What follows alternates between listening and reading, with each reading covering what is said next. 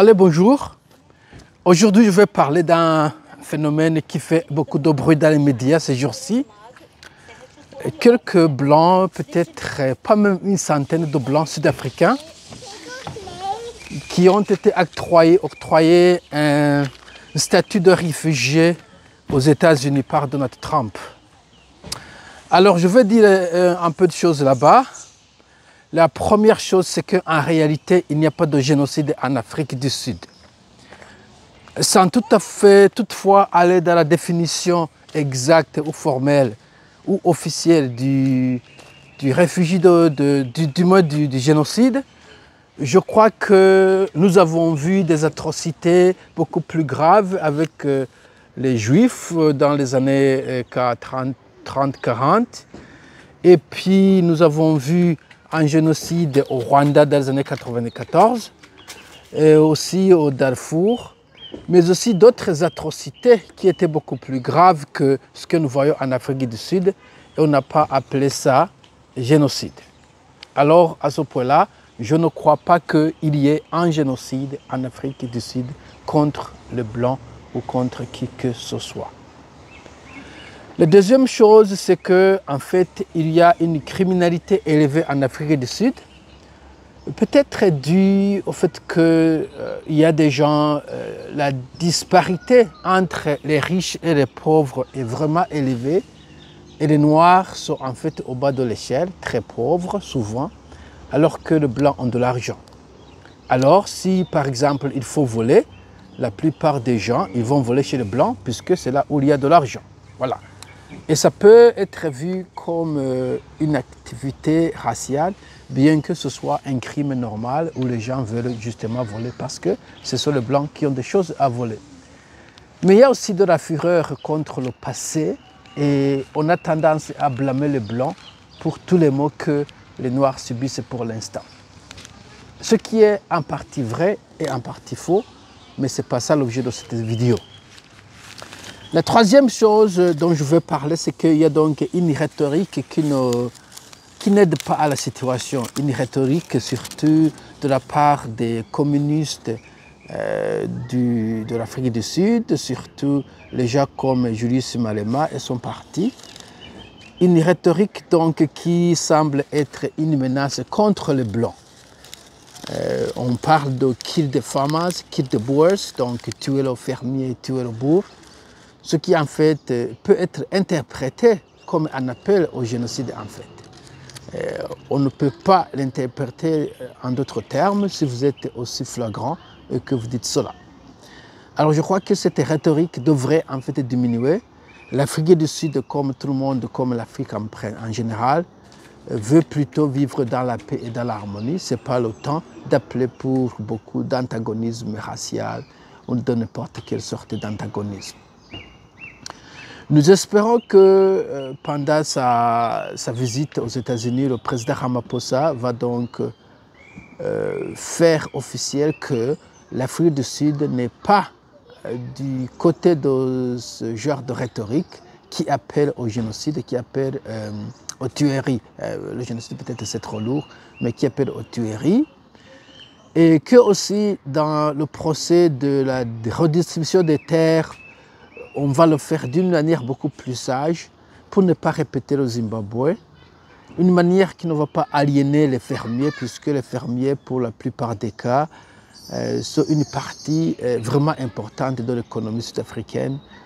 Comme la plupart des pays développés, le fermier, c'est un agent très important dans l'écosystème, dans l'environnement économique et socio-économique.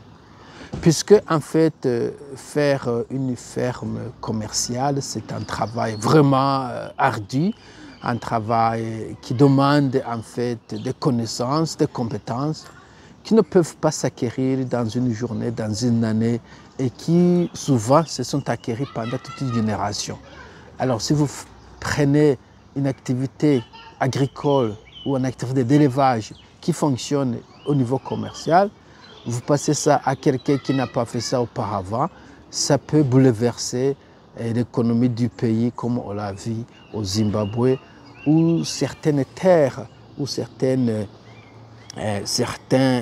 patrimoines agricoles ne fonctionnent plus parce qu'ils ont été octroyés aux gens qui n'avaient pas de l'expérience, qui n'avaient pas de compétences dans le domaine de l'agriculture et ou de l'élevage. Espérons que donc l'Afrique du Sud va apprendre des leçons à partir du Zimbabwe. L'autre chose que je veux souligner, c'est qu'en fait, en ce qui concerne les réfugiés, je crois qu'il y a une définition officielle d'un réfugié. Vous ne pouvez pas juste être appelé réfugié. Et je suis adamant que ces gens-là ne satisfont pas cette définition, en tout cas. Mais tout de même, puisque la porte est ouverte, et je crois que la plupart des gens ne peuvent pas se passer une opportunité qui se passe comme ça sans qu'ils ont même demandé ça.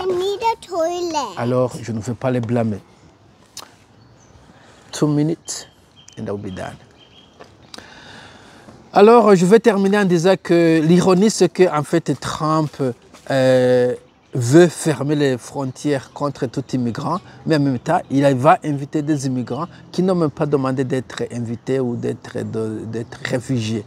Ce qui est une ironie que l'on peut classifier à titre de raison de raciale parce que la plupart d'autres migrants ou des demandeurs d'asile, ce sont des gens de peau noire ou brun. Mais alors, ils ne veulent pas de cela, mais ils invitent des gens, des blancs, qui n'ont pas demandé de l'asile en premier temps.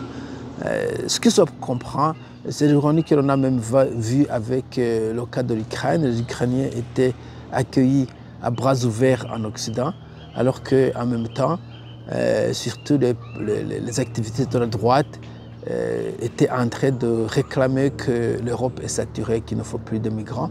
Mais lorsque c'était le cas de l'Ukraine, on a justifié ça comme quoi ce sont des gens qui semblent à eux, qui ressemblent à eux, qui vont s'intégrer facilement, tout consort. Voilà, mais c'est l'ironie du monde, vous allez voir ça partout. Mais tout ce que je disais, c'est que donc, pour me résumer, il n'y a pas de génocide en Afrique du Sud. En même temps, il y a une criminalité et une rhétorique qui peut croire au moins aux gens, aux observateurs qu'il y a appel au génocide, appel aux atrocités criminelles. Et que finalement, ces gens-là n'ont pas le droit d'être réfugiés, mais qu'en même temps, s'il y a une opportunité qui leur est présentée, ce n'est pas leur faute s'ils la prennent. Et qu'enfin, il y a une ironie du côté de Trump et de son administration de vouloir fermer les frontières contre les bona fide demandeurs d'asile et ouvrir des frontières à des gens qui, en fait, n'ont pas demandé d'asile en premier temps. Bien que ce soit une petite minorité, 50 personnes, ce n'est pas très grave.